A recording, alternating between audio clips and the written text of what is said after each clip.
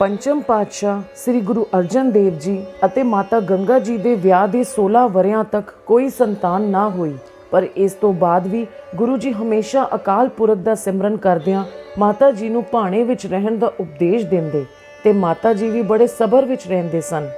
ਪਰ ਇੱਕ ਦਿਨ ਮਾਤਾ ਜੀ ਨੇ ਗੁਰੂ ਜੀ ਨੂੰ ਬੇਨਤੀ ਕਰਦਿਆਂ ਕਿਹਾ ਕਿ ਆਪ ਜੀ ਸੰਸਾਰ ਨੂੰ ਬਖਸ਼ਿਸ਼ਾਂ ਕਰਦੇ ਹੋ ਤੇ ਸਭ ਦੀਆਂ ਮਨੋਕਾਮਨਾਵਾਂ ਪੂਰੀਆਂ ਕਰਦੇ ਹੋ ਤੇ ਮੇਰੀ ਵੀ ਝੋਲੀ ਭਰੋ।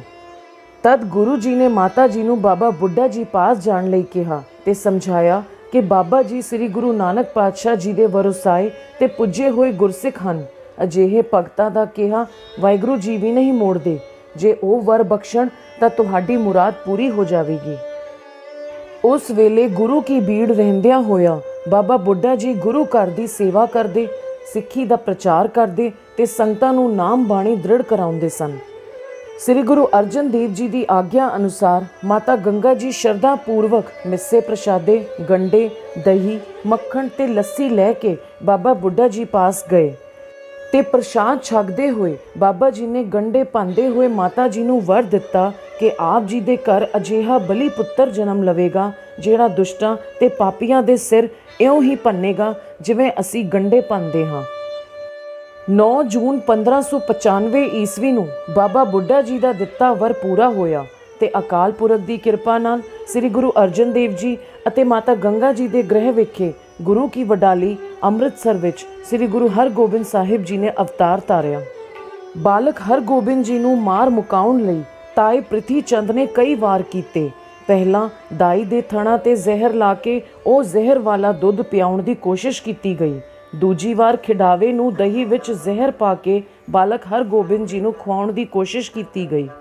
ਫਿਰ ਅੱਤ ਦਾ ਜ਼ਹਿਰੀਲਾ ਸੱਪ ਬਾਲਕ ਹਰਗੋਬਿੰਦ ਜੀ ਪਾਸ ਛੱਡਿਆ ਗਿਆ, ਪਰ ਅਕਾਲ ਪੁਰਖ ਦੀ ਮਿਹਰ ਸਦਕਾ ਬਾਲਕ ਹਰਗੋਬਿੰਦ ਜੀ ਉੱਪਰ ਕੋਈ ਆਂਚ ਵੀ ਨਾ ਆਈ। ਉਸ ਵੇਲੇ ਲਾਹੌਰ ਵਿੱਚ ਫੈਲੀ ਚੇਚਕ ਦੀ ਬਿਮਾਰੀ ਨੇ ਘਰ ਘਰ ਅੰਦਰ ਜ਼ੋਰ ਫੜਿਆ ਹੋਇਆ ਸੀ। ਗਲੀਆਂ ਤੇ ਬਾਜ਼ਾਰ ਲਾਸ਼ਾਂ ਨਾਲ ਭਰ ਗਏ ਸਨ, ਜਿਸ ਕਰਕੇ ਸ੍ਰੀ ਗੁਰੂ ਅਰਜਨ ਦੇਵ ਜੀ ਲੋਕਾਂ ਦੀ ਸਹਾਇਤਾ ਕਰਨ ਲਾਹੌਰ ਆਏ। ਗੁਰੂ ਜੀ ਨੇ ਆਪਣੇ ਹੱਥੀਂ ਲੋਕਾਂ ਦੀ ਬੜੀ ਸੇਵਾ ਕੀਤੀ, ਲੰਗਰ ਲਾਏ, ਮੁਫਤ ਦਵਾਈਆਂ ਵੰਡੀਆਂ ਤੇ ਲੋਕਾਂ ਦੀ ਹਰ ਤਰ੍ਹਾਂ ਦੀਆਂ ਲੋੜਾਂ ਪੂਰੀਆਂ ਕੀਤੀਆਂ। ਇਸ ਵੇਲੇ ਗੁਰੂ ਜੀ ਦੇ ਨਾਲ ਬਾਲਕ ਹਰਗੋਬਿੰਦ ਜੀ ਵੀ ਸਨ। ਇਹ ਸੇਵਾ ਕਈ ਮਹੀਨੇ ਚੱਲਦੀ ਰਹੀ, ਪਰ ਜਦੋਂ ਸ੍ਰੀ ਗੁਰੂ ਅਰਜਨ ਦੇਵ ਜੀ ਅੰਮ੍ਰਿਤਸਰ ਵਾਪਸ ਆਏ ਤਾਂ ਬਾਲਕ ਹਰਗੋਬਿੰਦ ਜੀ ਨੂੰ ਵੀ ਚੇਚਕ ਨਿਕਲ ਆਈ।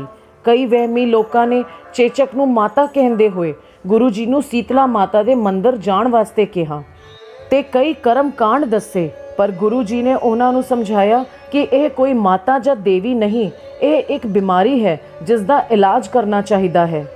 ਦੁੱਖ ਤੇ ਸੁੱਖ ਵਾਹਿਗੁਰੂ ਜੀ ਦੇ ਭਾਣੇ ਵਿੱਚ ਹੀ ਆਉਂਦੇ ਹਨ ਤੇ ਸਾਨੂੰ ਉਹਨਾਂ ਦੇ ਭਾਣੇ ਵਿੱਚ ਅਡੋਲ ਰਹਿਣ ਦਾ ਯਤਨ ਕਰਨਾ ਚਾਹੀਦਾ ਹੈ। ਵਾਹਿਗੁਰੂ ਜੀ ਦੀ ਬਖਸ਼ਿਸ਼ ਸਦਕਾ ਬਾਲਕ ਹਰਗੋਬਿੰਦ ਜੀ ਕੁਝ ਸਮੇਂ ਬਾਅਦ ਹੀ ਨਵੇਂ ਨਰੋਏ ਹੋ ਗਏ।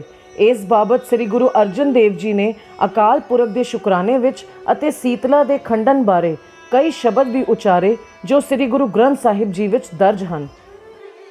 ਸ੍ਰੀ ਗੁਰੂ ਹਰਗੋਬਿੰਦ ਸਾਹਿਬ ਜੀ ਦੇ 3 ਮਹਿਲ ਮਾਤਾ ਦਮੋਦਰੀ ਜੀ, ਮਾਤਾ ਨਾਨਕੀ ਜੀ ਅਤੇ ਮਾਤਾ ਮਹਾਦੇਵੀ ਜੀ ਸਨ। ਆਪ ਜੀ ਦੇ 5 ਸਾਹਿਬਜ਼ਾਦੇ ਬਾਬਾ ਗੁਰਦਿੱਤਾ ਜੀ, ਸ੍ਰੀ ਸੂਰਜਮਲ ਜੀ, ਸ੍ਰੀ ਅਣੀ ਰਾਏ ਜੀ, ਬਾਬਾ ਅਟਲ ਰਾਏ ਜੀ ਤੇ ਸ੍ਰੀ ਗੁਰੂ ਤੇਗ ਬਹਾਦਰ ਜੀ ਸਨ ਅਤੇ ਇੱਕ ਸਪੁੱਤਰੀ ਬੀਬੀ ਵੀਰੋ ਜੀ ਸਨ। ਗੁਰੂ ਪਿਤਾ ਜੀ ਸ੍ਰੀ ਗੁਰੂ ਅਰਜਨ ਦੇਵ ਜੀ ਦੀ ਸ਼ਹੀਦੀ ਮਗਰੋਂ 1606 ਈਸਵੀ ਨੂੰ ਬਾਲਕ ਹਰਗੋਬਿੰਦ ਜੀ ਨੇ ਸ੍ਰੀ ਗੁਰੂ ਨਾਨਕ ਪਾਤਸ਼ਾਹ ਜੀ ਦੀ 6ਵੀਂ ਗੱਦੀ ਸੰਭਾਲੀ ਤੇ ਸ੍ਰੀ ਗੁਰੂ ਹਰਗੋਬਿੰਦ ਸਾਹਿਬ ਜੀ ਬਣ ਗਏ। ਗੱਦੀ ਤੇ ਬਿਰਾਜਮਾਨ ਹੋਣ ਤੋਂ ਬਾਅਦ ਸ੍ਰੀ ਗੁਰੂ ਹਰਗੋਬਿੰਦ ਸਾਹਿਬ ਜੀ ਨੇ ਕਈ ਵੱਡੇ ਤੇ ਮਹੱਤਵਪੂਰਨ ਕਾਰਜ ਕੀਤੇ। ਮੀਰੀ ਤੇ ਪੀਰੀ ਦੀਆਂ 2 ਕਿਰਪਾਨਾਂ ਧਾਰਨ ਕੀਤੀਆਂ, ਕਈ ਅਤ ਮਹੱਤਵਪੂਰਨ ਅਸਥਾਨ ਤੇ ਨਗਰ ਵਸਾਏ। ਜਹਾਂਗੀਰ ਦੀ ਕੈਦ ਵਿੱਚੋਂ 52 ਰਾਜਿਆਂ ਨੂੰ ਰਿਹਾ ਕਰਵਾ ਕੇ ਬੰਦੀ ਛੋੜ ਦਾਤਾ ਕਹਿਲਾਏ। ਸ੍ਰੀ ਗੁਰੂ ਹਰਗੋਬਿੰਦ ਸਾਹਿਬ ਜੀ ਨੇ 4 ਮੁੱਖ ਜੰਗਾਂ ਵੀ ਲੜੀਆਂ ਤੇ ਉਹਨਾਂ ਵਿੱਚ ਜਿੱਤ ਵੀ ਹਾਸਲ ਕੀਤੀ। ਆਪ ਜੀ ਦੀ ਇਹਨਾਂ 4 ਜੰਗਾਂ ਵਿੱਚੋਂ 1634 ਈਸਵੀ ਵਿੱਚ ਕਰਤਾਰਪੁਰ ਸਾਹਿਬ ਵਿਖੇ ਹੋਈ ਚੌਥੀ ਜੰਗ ਦੀ ਇਹ ਵਿਸ਼ੇਸ਼ਤਾ ਸੀ ਕਿ ਇਸ ਜੰਗ ਵਿੱਚ ਆਪ ਜੀ ਦੇ ਸਭ ਤੋਂ ਛੋਟੇ ਸਪੁੱਤਰ ਤਿਆਗਮਲ ਜੀ ਨੇ ਵੀ ਹਿੱਸਾ ਲਿਆ। ਉਸ ਵੇਲੇ ਉਹਨਾਂ ਦੀ ਉਮਰ 14 ਵਰਿਆਂ ਦੀ ਸੀ ਤੇ ਉਹਨਾਂ ਨੇ ਤੇਗ ਦੇ ਐਸੇ ਜੌਹਰ ਵਿਖਾਏ ਕਿ ਗੁਰੂ ਪਿਤਾ ਜੀ ਨੇ ਖੂਬ ਅਸੀਸਾਂ ਦਿੰਦਿਆਂ ਤਿਆਗਮਲ ਜੀ ਨੂੰ ਤੇਗ ਬਹਾਦਰ ਬਣਾ ਦਿੱਤਾ, ਜੋ ਕਿ ਅੱਗੇ ਚੱਲ ਕੇ ਸਿੱਖਾਂ ਦੇ 9ਵੇਂ ਗੁਰੂ ਜੀ ਦੇ ਰੂਪ ਵਿੱਚ ਪ੍ਰਗਟ ਹੋਏ।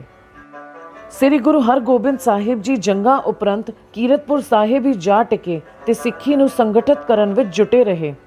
ਜਦੋਂ ਗੁਰੂ ਜੀ ਨੂੰ ਆਪਣਾ ਸੱਚਖੰਡ ਵਾਪਸੀ ਦਾ ਸਮਾਂ ਨੇੜੇ ਜਾਪਿਆ ਤਾਂ ਗੁਰਗੱਦੀ ਦੇ ਅਗਲੇ ਵਾਰਸ ਦੀ ਚੋਣ ਜ਼ਰੂਰੀ ਹੋ ਗਈ ਸੀ।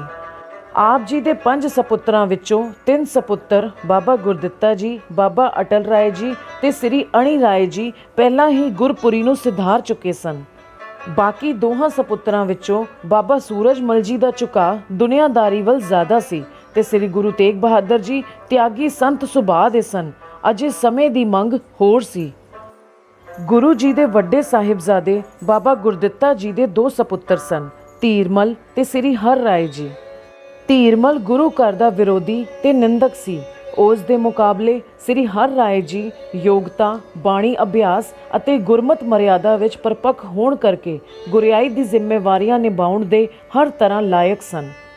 ਇਹਨਾਂ ਗੱਲਾਂ ਨੂੰ ਮੁੱਖ ਰੱਖਦਿਆਂ ਸੱਚੇ ਪਾਤਸ਼ਾਹ ਸ੍ਰੀ ਗੁਰੂ ਹਰਗੋਬਿੰਦ ਸਾਹਿਬ ਜੀ ਨੇ ਆਪਣੇ ਛੋਟੇ ਪੋਤਰੇ ਨੂੰ 7ਵੇਂ ਗੁਰੂ ਨਾਨਕ ਜੀ ਬਣਾ ਦਿੱਤਾ ਤੇ 3 ਮਾਰਚ 1644 ਈਸਵੀ ਨੂੰ ਕੀਰਤਪੁਰ ਸਾਹਿਬ ਵਿਖੇ ਜੋਤੀ ਜੋਤ ਸਮਾ ਗਏ।